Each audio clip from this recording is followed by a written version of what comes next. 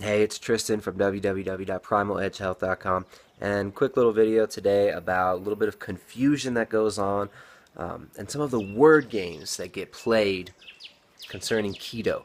And one of the confusions I want to clear up is the word keto adaptation.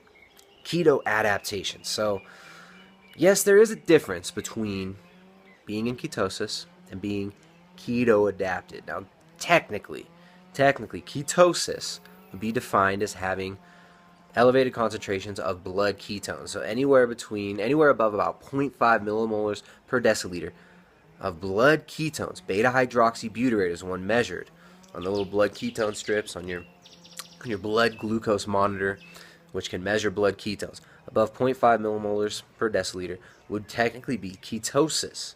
Now, where the word games come in is when we start talking about keto adaptation.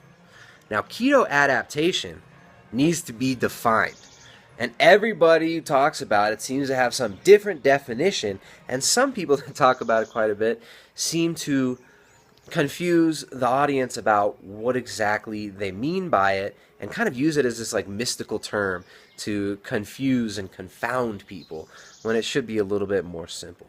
Now, keto adaptation should be simply defined. And the definition I'm going to give here is that keto adaptation is a state where you are effectively producing and utilizing ketones for energy in the brain.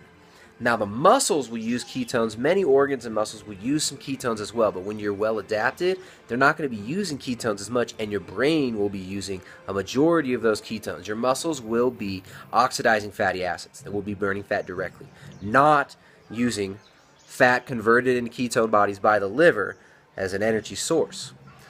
So, there's a simple definition right there. The difference between being in ketosis and being keto adapted for most people is going to be time spent in a very low carbohydrate state where you're getting sufficient protein but not overdoing it with a lot more protein than you need, because then you'll be oxidizing the protein and your insulin can be higher. You can have elevated insulin levels, and that will stop the production of ketone bodies. And yeah, so this doesn't mean that you have to fear protein. Doesn't mean that you have to eat less than 20 grams of protein every meal. You'll never adapt to ketosis. It doesn't mean that. There's a lot of different things that people infer and that people surround this term keto adaptation with. But keto adaptation takes time.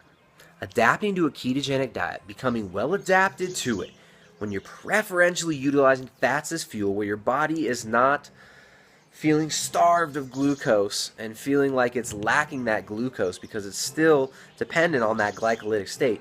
Being adapted to ketosis takes time. For most people, 1 to 2 weeks. For individuals that are relatively good metabolic health. For some people, it can take even longer. For some people, it's even quicker.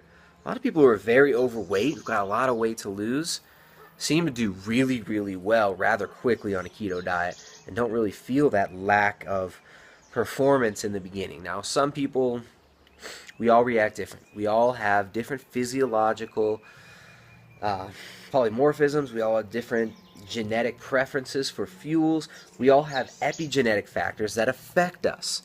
Of course, these epigenetic factors are not all just diet. Lots of people put too much focus on diet, whereas simple lifestyle changes such as getting more fresh air, getting out in natural full spectrum sunlight, minimizing your exposure to artificial light, not bathing yourself in fluorescent blue light all day, staring at a computer screen all day, these things can have great effects as well. So making sure your environment is in good shape, that your other lifestyle factors are all clued in, and that you're doing a whole lifestyle approach to your health, not just focused on diet, not just focused on the food. These other things can be really important as well. Now, will this negatively affect keto adaptation? Can you not keto adapt if you look at a computer screen? No, that's not going to happen. We need to stop using this term keto adaptation as this like mystical term to confuse people. It's a simple thing. It's a simple process. Yes, there's a lot of little ins and outs and caveats and ways to optimize it, but keto adaptation should be simply and honestly defined if we're going to use that term. So, my definition of keto adaptation: when you have had sufficient time in a state of ketosis where your body is effectively producing and utilizing ketones for the brain, and where the body is using fat for fuel and using it well. So there's a quick video. Keto adaptation is different from ketosis, but it's not this mystical pie in the sky thing, and it's not incredibly complicated. Now, optimizing your lifestyle to get optimal results, of course it's not simple, and it's not going to be the same for everybody. But getting into ketosis for most people is going to be as simple as restricting carbohydrates, making sure you're not ridiculously overdoing protein, and using fat as your fuel. That's how you keto adapt. Everything else is accessory.